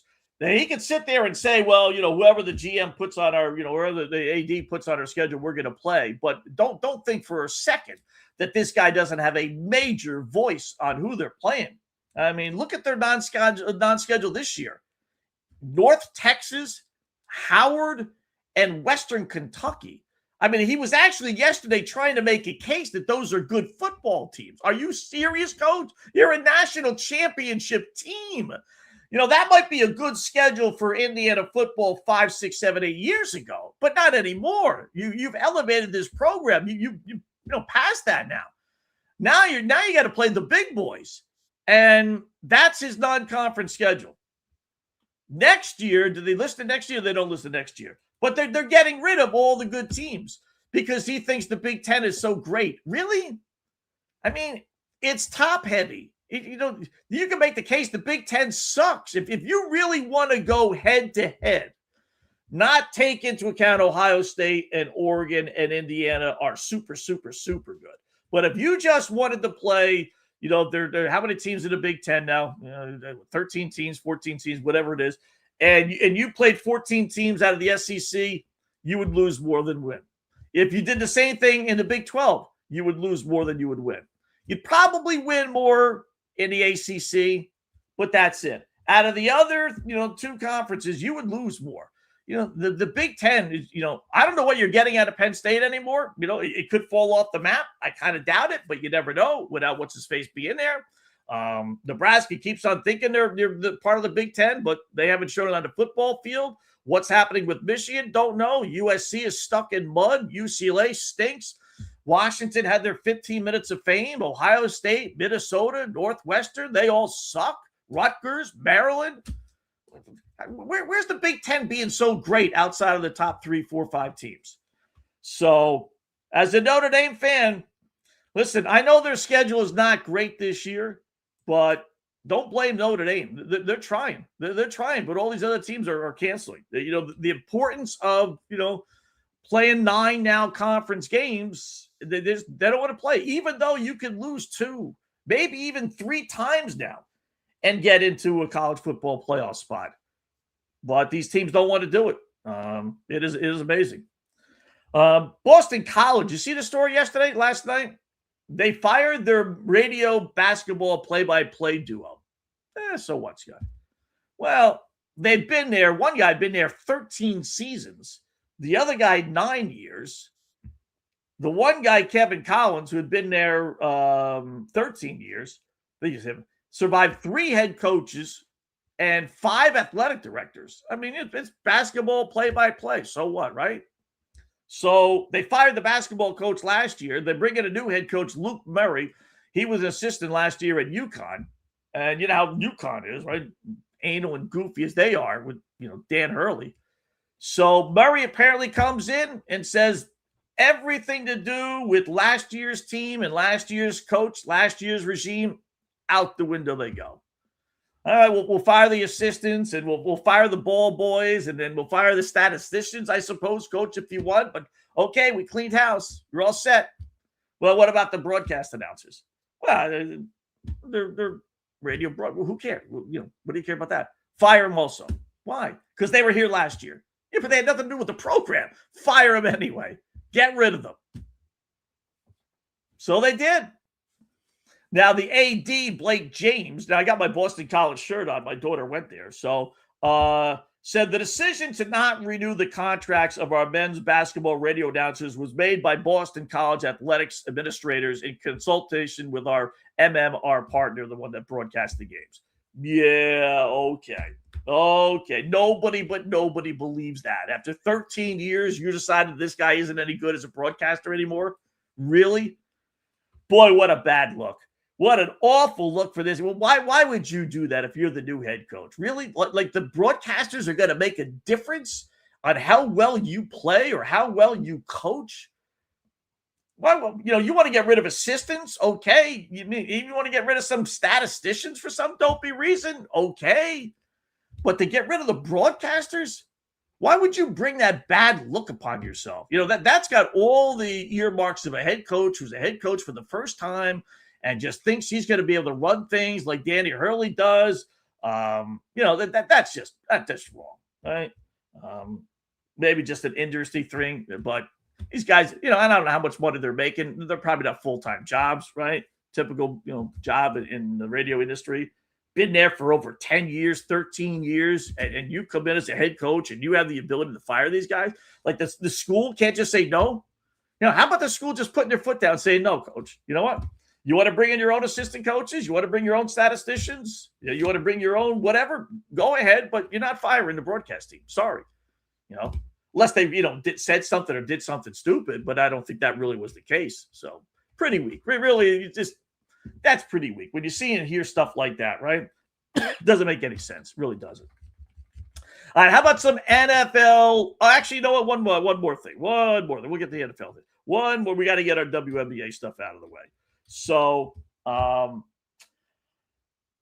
Remember this? We got the whole. There's so many little, goofy stories with the WNBA. Sadly, none of them are about on the court. Really, it is sad. You can list 5 things going on in the WNBA, and like none of them are how well the women are playing. It really is sad, right? And I don't mind the WNBA. I really don't. So the latest big story, the Sophie Cunningham comments. As most normal human beings agree that, biological male men should not be allowed to play women's sports. I really, you don't have to be woke, anti-woke, right wing, left wing, white, black, Jewish, Christian, whatever the case may be. You really don't need any of that. It's common sense. It really is just common sense. So it is nice to hear somebody actually not be afraid outside of Cunningham to actually offer up common sense. The WTA recently announced that the players will take a one-time gender test. How do you feel about that? The first pro league to go in that direction. I think it's really important to keep the fairness in our tour, and it's obvious that biologically, right, the men are way stronger than women. So I feel like it would be not really fair for the women to compete against biological men. So I believe it took them a little while to make this decision, and I support it. But for me, I'm focusing on myself, on my goals, whatever it takes. If they want to test us all, I'm happy to do that. It's pretty fair, and let's keep it that way. There you go. Common sense, right? Not putting that. That's Arina Sabalenka on the women's tennis tour, who, as you heard, they're going to have blood testing to make sure that you're actually a woman, right? I'm just common sense, just not putting anybody down, not throwing them away, not saying they should be thrown in jail, castrated, whatever they can. Just like you're a male, and you're stronger than a woman. It is what it is. It just biological fact. Just nice every once in a while to play something that's not like outlandishly stupid or, oh, God forbid we should say something that's anti-woke. Oh my God, we're going to lose our jobs. And people do fear that stuff. I mean, listen, that is a reality. You got to be careful about what you say, right? On the other hand, remember Cheryl Reeve, the WNBA coach who wore the Trans Kids Belong jersey the other day? And then, talking about how she doesn't want to exclude anybody and everyone is equal. And that's her big thing. Doesn't matter who you are, what you are, how you sound, where you live, whatever the case may be. You all should get a shot in the WNBA, right? Okay. Well, you're careful about what you say because someone dug up a little details of her talking about men's coaches in the WNBA. The point she was making, though, is that there are too many men in the WNBA now. The same woman 2 days ago, literally, who's telling the world that men pretending to be women are okay to play in their league, that it's politically correct and all the other woke stuff. Oh, absolutely, absolutely, absolutely. But Breitbart News, good job by them, dug this up from last year, I guess it was. And her talking about, women losing jobs to men coaching wise. Somehow that, so pretending you're a woman, I guess if you are a man pretending to be a woman, then it's okay to be a head coach in the WNBA. If you're a man pretending to be a woman, it's okay to be a player in the WNBA. But if you're just a man who's just a man, well, then you're excluded. So much for no more excluding people. What a dopey league. Really, what an absolutely dopey league. We got to, you got to get back to normal. And WNBA normal for most people, God bless her, is so.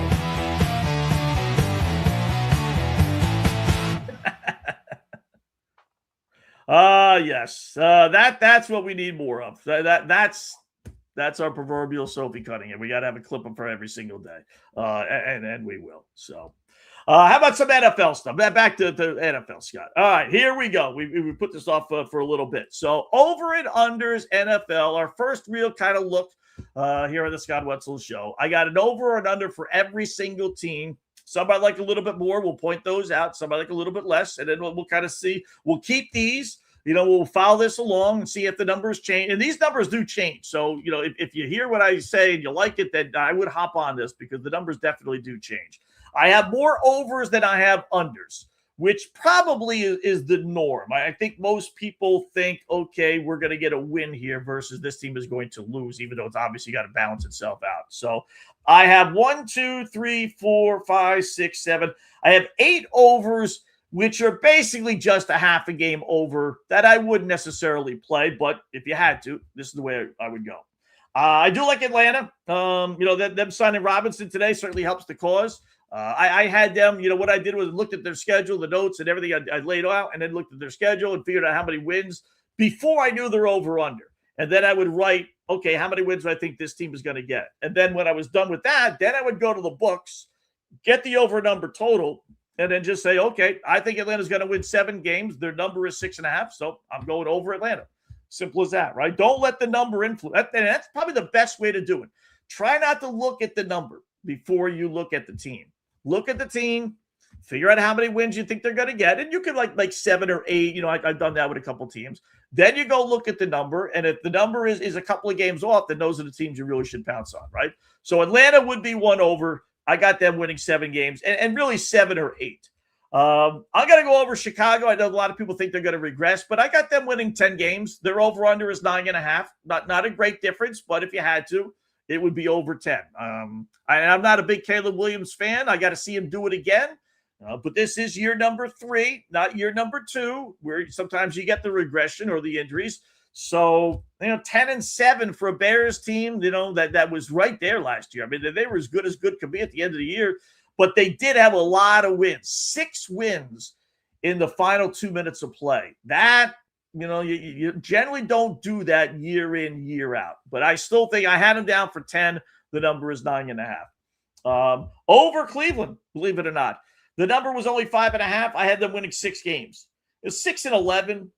Whether it's Deshaun Watson, whether it's Sanders, whether it's Dylan Gabriel, the AFC North isn't what it used to be. Don't know what we're going to get out of Pittsburgh. Unfortunately, they don't play against themselves, but you got Baltimore and Cincinnati pretty good. Their schedule is not daunting, though. Getting 6 wins is not the end of the world. New head coach and everything else. I got over New England too. I know most people think they're going to really come back to the pack this year, and I do, and they were a benefit of their schedule last year, but their over-under is 10.5. They play the Jets and Dolphins 4 times. That's 4 wins right there, right? Can they get to 11-6? I think they can. Knowing they got a 4-0 head start to that, I think so. For a first place schedule, they got some of the, Cinderella first place teams. It's not that bad. I think they get to 11 wins despite all the nonsense off the field. Small little play. Over New Orleans, I got them between 7 and 8 wins, and their over under is 7.5. Again, nothing major on these. I just, Tyler Shuck, played well at the end of the year. Their schedule was ridiculously easy. If you look at the teams they beat at the end of the year when they finished up 5-1. But I like what Kellen Moore is doing down there. I'm not a big fan of his, but got to give him credit. They've kind of turned things around here a little bit. They've improved their football team, getting 8 wins, 8 and 9. And don't forget, the NFC has the 1 extra home game this year. So 1 more home game for New Orleans. I think they get to 8 wins. Tampa Bay, same thing. Their number is 8.5. Over-under is 9. Schedule is pretty easy. The extra home game. They lost some players, but they're going to get Baker back healthy. He's working on the last year of his contract. He wants to have a monster year, which means he's going to be all in. If he's all in, the players will be all in. Easy division. So, like I said, schedule's not that difficult. Going 9-8 with that extra home game. I like them. I like that one a little bit. I wanted to go under on this one. I really did. That's the Rams. Their over-under was 11.5, though. I had them penciled in for 12 wins, 12-5. I could see this thing imploding. I really could. You might want to bet an over and then just a little hunch under 9.5, something like that. I could see Puka getting hurt again. I could see Devontae Adams being washed up. I could see Stafford certainly getting hurt again. It really could implode for a team that most people are thinking are the best team in the NFL by far. They're plus 550 to win it all, and the next team is over 10-1. I don't think they're that good, but I think that, if they all stayed healthy, 12-5 is definitely doable. So, and then over San Fran, this one I might like a little bit more as we get closer to the season. Their win total is 9.5. I have them winning 10, 11 games. Right now, everything is negative with San Francisco. Everything, whether it's the head coach who's getting into car accidents, whether it's what's his face, the wide receiver room, which is just decimated with injuries. Christian Kirk is hurt. Brandon Ayuk, who knows, he's coming back. All these guys, Mike Evans is hurt. They picked up from Tampa Bay. He's already hurt. Christian McCaffrey's an injury waiting to happen. So it's all negative. Meanwhile, they can put that all together when everything is said and done. Season's a long ways away for them. They got a lot of miles they got to travel because they got to go to Australia. But, over 9.5, 10-7 is really not that bad. I don't know if they're going to go 9-8. I think that San Fran's too good to go only 9-8, which is what you'd have to do to lose that one. So little small play on the over there as well. These are the middle ones. These I like a game and a half more than the total. Got 4 of them for you. Washington. Over under is 7.5. I got them winning 9 games. I'm a Jaden Daniels fan. Hurt last year. Things kind of fell apart. I think they put it back together. It's not a difficult schedule. Dallas twice, Giants twice. Philadelphia is pretty good. But a lot of winnable games. They're going to have to win their fair share of those. It's really kind of what do you think? Are we going to get the 2 years ago out of this Washington team or last year, which was a bust? I think we're going to go back to 2 years ago. I'm going to believe in Jaden Daniels. Give me Washington. Remember, Washington is kind of similar to Chicago. Washington 2 years ago won all those close games, like 5-6 close games on the final play of the game, if you remember that. And then last year, you just don't do that back-to-back years. And that's my only concern about the Bears with all those close games that they won this year or last year. But Washington, I got them winning 9 games, and that gives us a 1-game cushion. So I like that one a lot. Kansas City. Again, these are, you're going to have to buy into Patrick Mahomes being healthy. Their number is 10-5. Are they going to really lose with a healthy Mahomes? Are they really going to lose 7 games? I got to see it to believe it. I don't care who they're playing, where they're playing, why they're playing. The NFL is going to, want Kansas City and Mahomes to be back on, at the top of the leaderboard, right? So I have them winning 11 or 12 games. So I did that a little bit more. 12-5 is not out of the question for them. I think they're better than the Chargers. I think they're better than Denver when everything is said and done. Got their wide receivers back a little bit. So, yeah, give me Kansas City. Team we talked about yesterday, Arizona. I'll take the Cardinals. Their over-under is 3.5. We looked at their schedule. It's not easy. Last month, it is very, very easy. I just think with Brissett and all the guys they have on offense, they're going to score some points, which means they're going to be in every single game. New head coach. Get a couple of wins, and then you only need 2 more the rest of the way. In the last 4 weeks, they're playing like the Raiders and the Giants and the Jets, and then Tennessee's on there. I think they're better than that. I really do. Backfield is terrific. The wide receiving core can be pretty good. The tight end is obviously great. And Jacoby Brissett's not awful. He's not great. He's not even maybe good, but he's not awful. So I like over 3.5 Arizona. And then the last one would be Buffalo, over 10.5. I got them winning 12 games. Tough schedule, definitely. But again, Jets and Dolphins 2 times. There's 4 wins right there, 4 out of the 11 that you need. And I think they end up getting to 12. I like them a lot. This has got to be their year. It just has to be addition by subtraction. They lose their head coach. That's probably good. Josh Allen, 1 year removed from being married, concentrating maybe a little bit more on football. So I think the Bills get the job done and get to 12. So we got 5 more overs that are 2.5 games over their actual win total. And then we have about a half a dozen, not more than that. 1, 2, 3, 4, 5, 6, 7. about a dozen or so 13 unders that we like. So take a quick little break, come back, and then reveal our over-under NFL win totals coming up for the first time this year, and we'll keep an eye on that. So more coming up on the Scott Wetzel Show right here on FanStream Sports.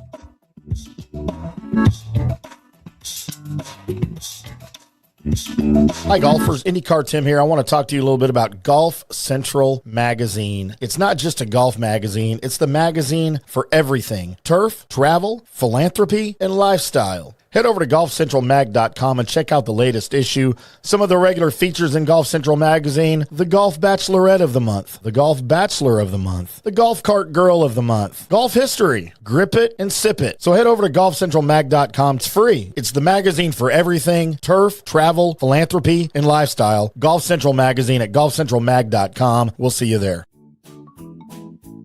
Sports fans, it's time to gear up. Head to fanstreamsports.com and check out our brand new merchandise store. We're talking bold t-shirts, 3/4 zips, hoodies, hats, mugs, and more. Everything you need to rep your favorite shows and your favorite crew. Whether you're rolling with the JP Peterson Show in Tampa Bay, From the Rough in Dallas, the Tim May Show featuring Clay Hall, or the Jeff Thidoff Show in Ohio, or any of our FanStream Sports original programming, we've got the perfect look for game day and every day. So don't wait. fanstreamsports.com. Click merch and grab your gear now. Wear the stream, live the stream, fanstreamsports.com. Hey folks, let me tell you about Bay Area Modern Medical Center, a very different kind of approach to primary care. Personalized preventative medicine, not a one-pill-fits-all mentality. Christopher Lugo and his experienced medical staff are proactive in looking at issues before they become a problem, encouraging a healthy lifestyle with proper diet, supplements, and exercise to optimize your active lifestyle. Rather than the impersonal, rushed approach, you will be the only patient and will have our full attention. That's new. Getting old is inevitable, but feeling and looking old is avoidable. Bay Area Modern Medical Centers are experts in anti-aging regenerative medicine that optimizes your body's performance in many areas. So call for an appointment to get started on a journey back to full health and a happy life with a new, modern way of healthcare. Call 844-977-3477 or go to BAMMC.com. That's 844-977-3477 or BAMMC.com. Today's show is brought to you by Tom's Town, a premier craft distillery based in Kansas City, Missouri. Discover their award-winning lineup, including double oaked bourbon, botanical gin, and double grain vodka, named the best craft vodka by the readers of USA Today. Available for online delivery in 40 states. Visit toms-town.com or their Kansas City distillery to explore more. Elevate your game with Tom's Town, where history meets innovation. Please enjoy responsibly. Orion Golf Management Solutions. Orion Management Solutions has tailored its service packages just like it tailors its approach to customers. Some owners need more supervision, while others need periodic assessment of their short-term and long-term strategies and programs. Orion can be called in to develop a business plan with the existing staff, or we can assist with the daily management of a facility or event. Either way, we make sure the client is satisfied and understands the direction the facility needs to go in order to achieve the owner's goals. Orion Management Solutions can help with owner assistance service solutions, daily course management, business plan development, monthly operations, or as-needed consulting services. Whatever your need, Orion Golf Management Solutions can help. Check out oriongolf.com. Let's go! Right now, back to the show on FanStream Sports. All right, welcome back. It is the Scott Wetzel Show right here on FanStream Sports as hour number 2 of our 2-hour or so extravaganza. NFL over-unders. Never can get too early into those. So we're going over some of the overplays and some of the underplays. Here's our overplays that we like a lot. These are the best bets on the board. We like these games, 2.5 games wins over the number that are posted. Detroit Lions, 13. Over under is 10.5. This might be the best one on the board as far as the overs are concerned. Listen, yeah, you got to buy into Detroit, not being Detroit from last year and being Detroit from the year before. But I am, and I'm not the biggest Jared Goff fan, but the team is still loaded offensively. Their schedule is ridiculously easy, right? We only need 11 wins. They got New Orleans on the schedule, win. And these are home games too. Jets on the schedule, win. Carolina, Arizona on the schedule, win-win. That's 4. Miami on the schedule, that's 5. Tennessee on the schedule, that's 6. Giants on the schedule, that's 7. It's a who's who of the worst teams in the NFL outside of Las Vegas Raiders. I mean, that's 7 wins that, all right, let's say they find a way to lose to either at Carolina or at Arizona, back-to-back games, which I don't think is going to happen. But let's just say, all right, that's still 6 wins. You're halfway there. With games that you just, they're not losing, right? I mean, if they're going to be halfway decent. Then they got other games against Chicago, Tampa Bay, Chicago obviously in the division, but Tampa Bay at home, New England, neutral site game, at Minnesota, winnable, at Atlanta, winnable. It's not a bad schedule. It really is one of the easiest schedules. Outside of at Buffalo, week number 2, and that's really it. New England, that's a neutral site game, one of those over in neutral location, so somewhere that is. So other than those 2, that's it. There's no monsters, no Philadelphia Eagles, there's no, Kansas City Chiefs, Denver Broncos, Baltimore Ravens, none of that stuff. So like I said, I love that one. I would definitely, adjust that one up. I like Houston also. Their over-under is 9.5, and I got them with 12 wins. Same thing.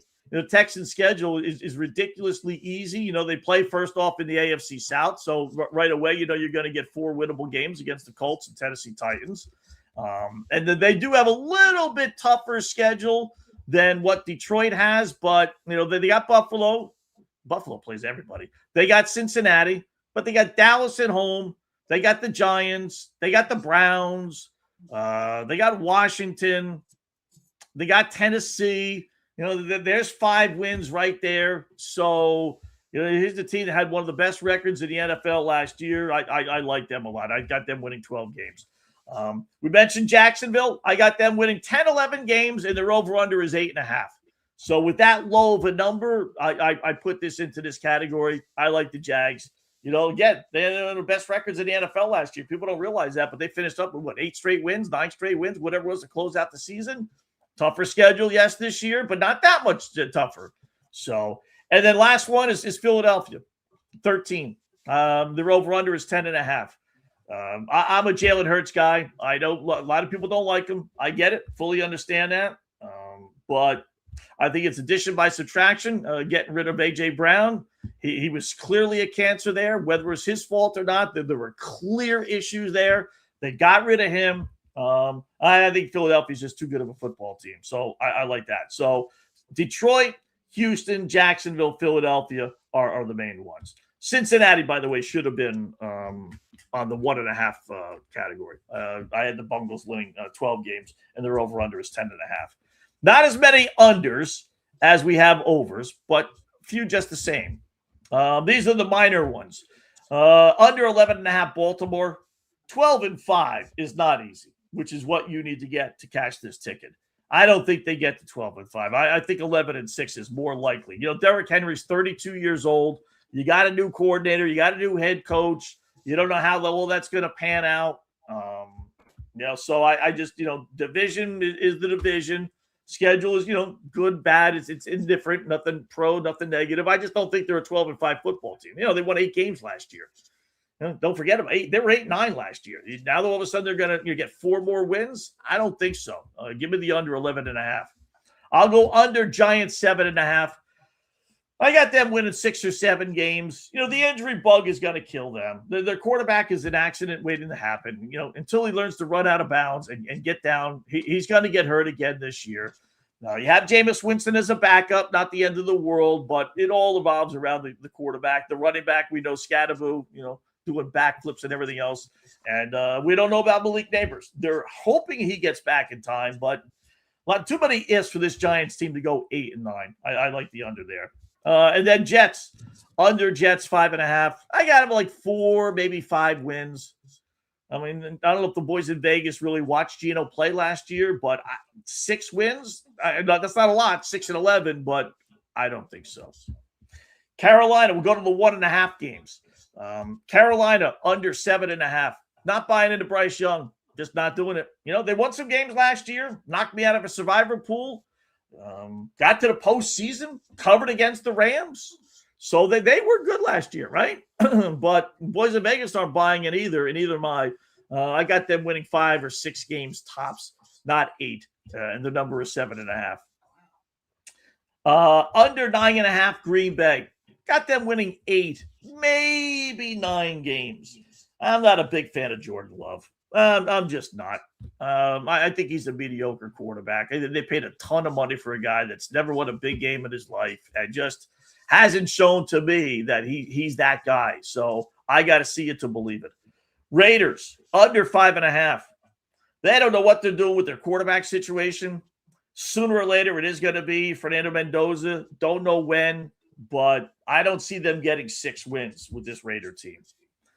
Our Dolphins, what do we need to say? Right? They suck. Their over-under is 4.5.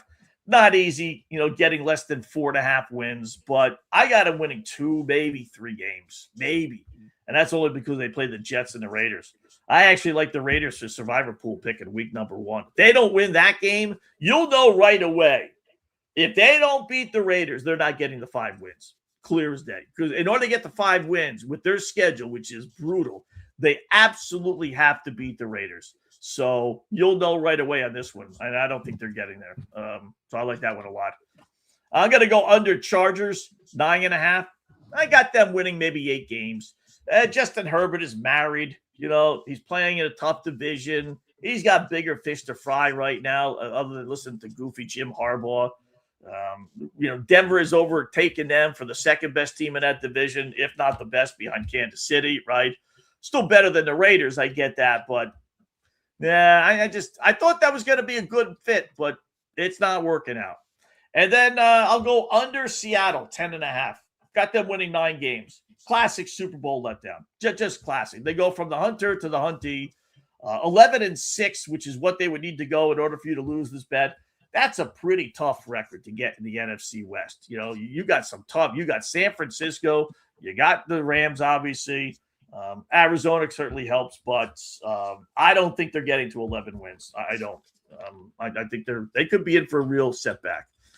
I got 4 best bets, 2.5 games below the number. Going to start with Dallas. Yeah, 9.5. I got them winning 7 wins. I bought into them last year.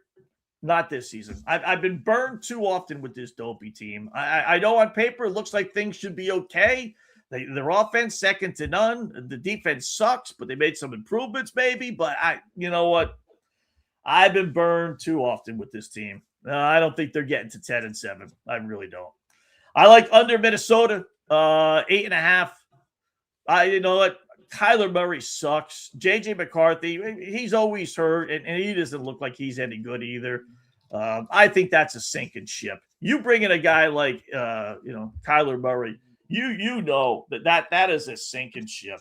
So I don't think they're beating Chicago in either one of the games. I don't think they're beating Detroit in either of the games, and I don't think they're beating Green Bay. I mean, it's a tough division. They could go 1-5 realistically. I don't see them coming close to 8.5. I got them with 6 wins. Speaking of 6 wins, that's what I had the Pittsburgh Steelers. Their number is 8.5. It's Aaron Rodgers is going to be 43 people in December. 43 years old. I mean, he was slowing down 2 years ago. He was slowing down last year, and he's going to be even slower this year. Now you get rid of Mike Tomlin. You bring in the Bozo. We got a 1 year older quarterback. I think this has got 3-4 wins. I'll give them 6, but I don't think with one less home game, don't forget AFC team, I do not see this team going 9-8. I like this one. This is one of the better unders too. And then the last one is Tennessee. I got them winning 4 times. Their over-under is 6.5. They had 3 wins last year. Maybe they get 5 wins, maybe. And I actually like Cam Ward in college. I thought he was going to do much, much, much better last year. But, boy, he was awful. That offensive line was atrocious. They're going to go from 3 wins to 7. You know, the AFC South isn't great, but it is balanced, you know, and you're at the bottom of the barrel there. You know, they got to beat Jacksonville? I doubt it. You know, they got to beat Houston? No. Maybe they get a win out of the Indy series, but that's it. That means one win, and you got to find, you know, 6 more in your non-conference schedule or non-division schedule. Again, I got to see it to believe it. So Dallas under, Minnesota under, Pittsburgh under, Tennessee under. Those are the ones I really like. Now, I looked at this about a month and a half or so ago, and I'm pretty much dead on with what I thought. You know what? I did like the over the Falcons. That was 6.5 back then. What is it now? It was 7.5. Oh, actually, it still is 6.5. Yeah, okay. So I like that. I like Buffalo. Tough schedule. I wrote down before, but are they going to lose 7 times? I don't think so. So those were one of the Buffalo was one of the overs.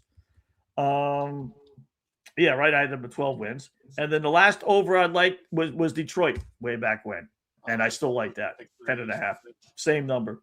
The unders I liked. Yeah, I saw that it was different. The Jets, which I still like. Cleveland, I actually flipped on Cleveland. The Cleveland number was 6.5. It's not 6.5 now, right? No, it's 5.5. So they dropped that. So I think, and it's funny. I wrote down 6 wins back then, which is what I think they'll get. So that's why I flipped to it over, and then the Jets under. So basically the same thinking I had last month is what I like now. So let me show you what. Changed. The only one that changed was the Browns, and that's because the number changed. Otherwise, it would be the same. So, all right. So the numbers didn't flip. So good deal there. So those are the ones. So our best bets right now: under Dallas, Minnesota, Pittsburgh, Tennessee, and then over Detroit, Houston, Jacksonville, Philadelphia. So when you go to set the feature image, not bad. This. Let's see. Let me check our fish. Little board here and then get some comments. We got Zach in Jerusalem, Thurgold there. Trading prospects in baseball is like trading 2nd and 3rd round picks 6 years from now in football. Yeah, it is. They're basically just not necessarily worthless, but they're a dime a dozen. You can reclaim those and re-get more and more. But there's 20 guys you drafted every single year. I would never in baseball. Maybe football, basketball, maybe, but drafting guys, I would never let that, prospect steer the clear of me making a trade for a player I really like. So, I don't know why teams don't do it. I really don't. Aside from they don't want to win. They just don't want to win. So, let me check our Twitter feed here, see if anything else is going on. I don't think so, but yeah.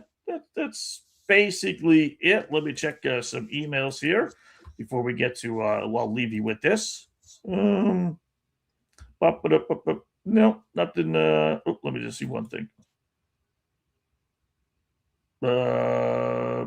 Reds dodging bullets. Someone, Johnny here. Red Sox were close to, and again, you never know, right? But supposedly, the Red Sox were close to trading for Dela Cruz from the Cincinnati Reds. Kept their star shortstop. The deadline passed. He remains under contract. So, boy, that would have been great. Now you're talking a trade. Boy, if the Red Sox would have picked him up, man, that would have been cool. So, I'd not see that, John. I know a lot of names come up, but I don't know if it was, what they were asking for was too much, or Cincinnati just said no. We're not even, discussing it, but that would have been good. That would have been tremendous. So, remember the story we showed you? One of the leave you with this last week was the roller coaster that kind of was 200 feet in the air and just kind of stood on a cliff and then it would fall over, right? So Six Flags Park in New Jersey. Been there a few times. Say they're starting a new roller coaster called the Serpent from the Philippine Legend. Opens next year. It'll be the world's fastest spinning roller coaster, zooming 100 miles an hour, fastest inversion, meaning going up first upside down launch. So what, you're getting into this seat upside down already? The longest stall inversion, so you're stopping in midair going backwards. The tallest spinning coaster and the first floorless spinning coaster, which I don't even know what that is. And I don't think I want to know what that is. You could not pay me to get on that stuff. So anyway, we'll see how that really pans out. We broke a rule here on a Tuesday, and we had a debate. Normally we have one leave you with this, but I couldn't figure out which one to go with.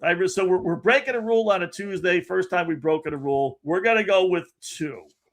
First one, we'll leave you with this. Montana Tech football coach. I think I've heard of this before. Bob Green. Think of Mike Leach, but on steroids. Here is good old. Hold on a second. Hold on. Here is good old Bob Green. The win was that the Ore Diggers took control early. Kind of like when you get married. That first day, your wife takes control early. And that's what the Ore Diggers did. Our football team was like the kid that plays second French horn in the school band. We got to play better. And that's a double-edged sword. It's kind of like watching your mother-in-law go off a cliff in a Cadillac. You got mixed feelings. First of all, they got after it hard. I'm telling you, they were like a hobo on a ham sandwich. They were going hard all the way.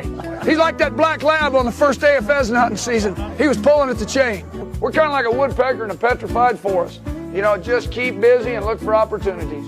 I wanted to raise my kids using a depth chart. Can you imagine that? I wanted that. Pam Green vetoed that idea. I got a short memory, just like when I was in the third grade. 2 of the best years of my life. I don't like that bottled water. I like that butte water. You get eat and drink at the same time. Some aspects look like we're really ready to play. A couple of other aspects look like we just got off Willie Nelson's tour bus. His attitude's positive. He thinks he could take on hell with a squirt gun. It's kind of like that T-bone steak dinner with all the trimmings. They played a complete game. With Jacksonville, what more can happen? Jacksonville's so bad they sentence prisoners to attend the games. Everybody expects you to win. My wife couldn't go to church with me on Sunday, and everybody said, "Where is she?" I said, "She doesn't go out with losers." I had a 6 ACT in 1967. One time I got an A, and my grandma beat me for cheating. At all the calls I made on fourth down all those years, you know what my favorite fourth down call was? What? Punt. It was the most successful play we had. How great is that? I think I've seen something like that before with him last year during the college football playoffs. If memory serves right, Montana Tech, I think, got into the playoffs or something. But how great is that? Like, he could never, although Mike Leach comes to mind, right? He would, God bless Mike Leach, rest his soul, right? Him and Green would have a great one-on-one, right? But could you imagine a coach like at Ohio State talking about your mother-in-law driving off a cliff in a Cadillac and having mixed emotions, right? Or all the goofy things he said. Man, you imagine the Notre Dame head coach or the Alabama head coach or Ohio State, Michigan. Michigan coaches, they live in it. They actually, you know what? Forget Michigan. They actually live this stuff, not just say it. That's pretty funny. So I was debating, should we leave you with that? What would be better than that, Scott? Well, I don't know what to say. As much as we say things about the Bob Green, I don't know what to say about this. Joey Chestnut, you bet your match.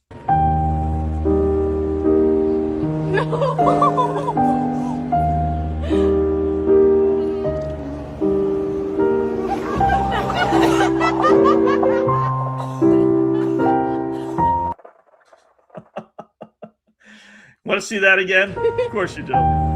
Hot dog eating contest. Two women. Who can eat the biggest bite?